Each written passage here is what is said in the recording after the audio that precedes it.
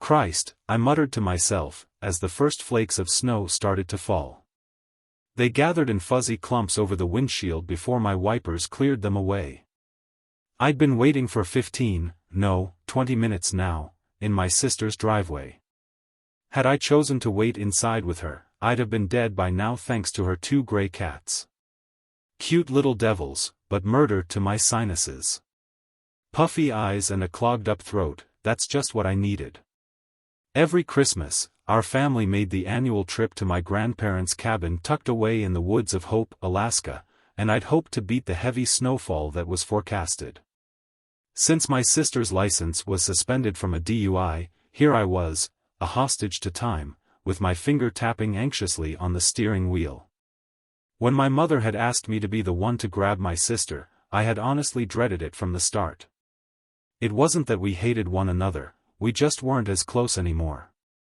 After decades of constant arguments and bitter disagreements, we became distant and our relationship fizzled. Yes, we were siblings, but it felt more accurate to call us the residue of what siblings once were. Finally, like the gates of Valhalla, her front door opened, and out she came. Her hair was forest green. The last time I'd seen her, it had been white. The time before that, it was violet. Got everything? I asked, as she clambered her way into the passenger seat. She responded, as she adjusted her glasses and stuffed a few bags in the back seat. And just like that, we were off. Hope was about a 30-minute drive, and it didn't take long for the awkward silence to inflate between us. It didn't help that the radio didn't work in my car and that the broken auxiliary port made your music sound like it was having a seizure. By the time we reached the turnoff for Hope Highway, the road was turning into a thick white sheet. Thankfully, on Christmas Eve night, the long stretch to Hope's small community was quick and vacant. The cabin was tucked away in a fortress of trees 5 miles off the main road. As I made the turn, my sister cracked the window, pulled out a blunt, and lit it with her lighter. "Want a hit?" she asked. Snow crunched beneath us. "Not while I'm driving. It's a straight path. We're practically there already." She took a drag and blew it out the window. "I want to just focus on this, all right?" She huffed and pushed up her glasses. "If you're that worried, maybe slow down a bit then." There was the jab, a piece of bait to lure me into another fight. But I wasn't going to bite, not this time. She could live with us getting there faster. The drive was almost over, and soon I'd be in a warm living room with my feet up, a spiked eggnog in my hand and Bobby Helms' Jingle Bell Rock in the air. I could already hear Uncle Jed spouting off one of his crude jokes. "Why does Santa Claus have such a big dude?" my sister shrieked, jabbing a finger in my side and whipping my mind back to the windshield. The car had just finished winding around the thick trail. The large body of a reindeer stood in our path. Eyes wide open and blank, it didn't move as the high beams found it. Snapped into a panic, I twisted the wheels in a desperate swerve. The car veered greasily to the side in a fine spray of slosh. The reindeer, also known as a caribou, remained still, even as the bumper soared inches from its nose. We came to a crunching halt off the main path. "Jesus," I sighed, blessed with relief. "Did we hit it?" "No," my sister said, leaning out the window to check, while exhaling another plume of smoke. I wound the steering wheel back around and pressed on the gas. The wheels shrilled in place, kicking up globs of sleet but not moving an inch. "Perfect," I moaned and unfolded myself from the seat to check it out. The 2 front tires were caked in black slush and practically swallowed in a mound of snow. I kicked at it, trying to clear off the icy debris from the treads and beneath the wheel well. When that tired me out, I resorted to scraping it off with my fingers. "Screw off, Prancer," I heard my sister call toward the dark silhouette of the reindeer, its antlers like gnarled fingers reaching for the treetops. Then she made a sort of startled yip, followed by a "what the fuck?" I looked up from the scrim of snow. The reindeer was now standing tall on both of its hind legs. It looked strange, like a silly caricature you'd see in a kid's book. But out there, in the silence of the woods, it was a creepy image. The way its vague shape stood on just two legs held an almost human-like balance. For whatever reason, I realized then it didn't have a tail. Its muscular neck craned to the side and let out an ululating scream, a miserable squeal of metal grinding against metal. My legs were ice sculptures, cementing me to the spot as the shriek quieted to a succession of wet grunts. The reindeer dropped down to its original posture and stomped heavily.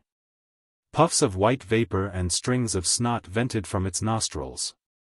I was no hunter, but it didn't take a lot to tell when a pissed-off animal was about to charge. I leaped for the driver's seat, pulled the door open, and slammed it shut just as the muffled thud of hooves reached me. Antlers scraped the door as its large body practically flew over the patch I had just been standing in. Fast, very fast. My sister screamed as the large bulk of its fame wound back around and charged again, this time shattering the headlights and submerging us in darkness. "Just go already," my sister hollered in my ear. "I'm trying, goddammit," I hissed. The wheels continued to spin helplessly. We were trapped. The creature charged again, this time nailing the window. A cobweb of cracks bloomed near my sister's head. I searched for anything, literally anything, that I could use as a weapon. I was never really a gun enthusiast, but at that moment I'd have shaved my head and joined the secular monks if it meant having a Glock in my hand right then and there. After rattling the car once more, the reindeer finally appeared to lose interest and disappeared amidst the cluster of trees. Granted some time to breathe and think, we phoned our dad and told him about the situation. He was going to come down in his pickup and get us unstuck and out of this mess. I looked over at my sister, who was taking long and steady breaths between her fingers. "Are you all right?" I asked. "What do you think?" she grumbled. "I told you to slow down." Another jab, and this time I wasn't going to have it. "You want to be useful?" I yelled. "Get out there and push." "No?" "Then shut the hell up. I don't need it right now." She said nothing else, and neither did I, returning once again to the pocket of silence that our relationship succumbed to.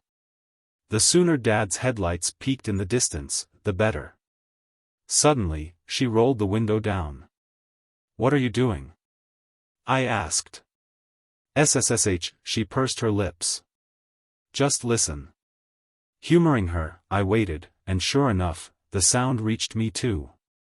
The quiet voice of a little girl coming from outside. "Somebody," it whimpered, "I'm lost. Please help me, I'm lost." My sister unlocked the door and motioned to open it. I grabbed her wrist. "What are you doing?" she snapped. "There's someone out there. Just wait a second." "It's weird, isn't it?" The voice continued to whine, choking between sobs and pleading for someone, anyone, to help her. I didn't like the way it sounded. The same lasting drawl between words, the same weeping sounds, like someone was hitting repeat on a speaker. Something wasn't right, and my instincts were hoisting red flags left and right. Then my sister looked at me, and her expression warped into shock. She flung back, pinning both shoulders against the interior. Things that sounded like words bubbled up but didn't quite make it out of her throat. I turned and saw what was looking at me. It had the face of a man, surrounded by the mottled fur of a caribou's body.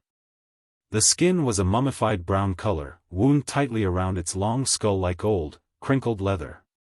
Snowflakes landed upon its wide, expressionless eyes and melted into the dark membranes of its pupils. It circled the car, bobbing its antlers and fogging up the windows as it peered inside. My heart shook the walls of my throat.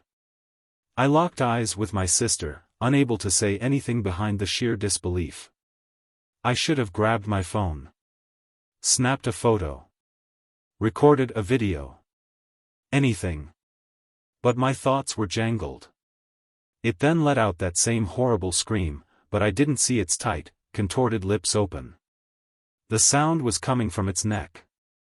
Small, fleshy orifices, flapping open like mouths, were converting the high-pitched shrill into the mimicked cry of a little girl.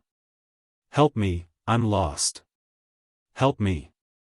Headlights glazed the area. My father's pickup came into view, paving its way down the path.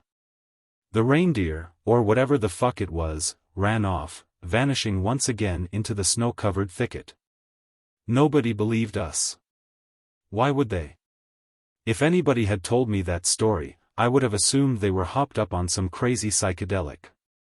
But the reality of what I saw was cold, and it's something I still to this day can't fully swallow.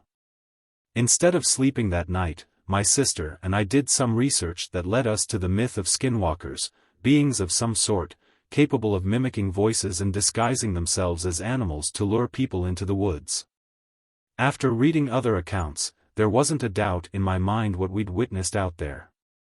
Every so often that night, I'd stare out the window and eye the yard, wondering if I'd see that leathery face watching from the tree line. Neither I nor my sister ever made that trip again, much to the frustration of my family. But there was a silver lining. She and I have never been closer.